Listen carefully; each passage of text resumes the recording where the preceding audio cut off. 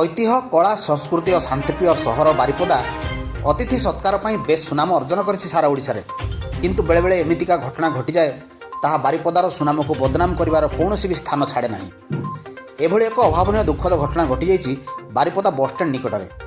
आम संवाददाता विशेष पाखक विशेष सूत्रु खबरटी आसी पहुँचला। घटनाटी है बाहर आसीथिबा जड़े भद्र मध्यवयस्का महिला सहित बारिपदार जड़े ऑटो ड्राइवर और तांको सहयोगी अभद्र और आशालीन व्यवहार करने सहित टणा अटरा करने से महिला असहाय महिला जनक थानार अभियोग करने निमंते भंजपुर जाइछन्ति। सूचना प्राप्त पर आम संवाददाता भंजपुर थाना को जोगाजोग कर जनापड़ा कि बारिपदा बस स्टैंड अंचल भंजपुर थाना एरिया भितर जाऊना बोली तांको टाउन थाना अभियोग देवाई पठे दि जाइए।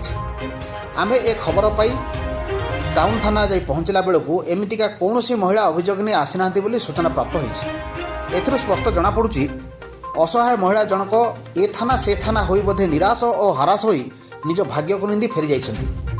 बेले बेले असामाजिक व्यक्ति दौरात्म्य और पुलिस विभाग चरम अवहेला और असहयोग पर शांतिप्रिय बारिपदा बदनाम होछि। तेणु यह गुरुतर सहित उपलब्धि कर आगक एपरी घटनार पुनरावृत्ति न हो बोली साधारण चर्चा होछि। मयूरभंज जिल्लारू सुकुमार रंजन प्रधान रिपोर्ट, नवीन न्यूज।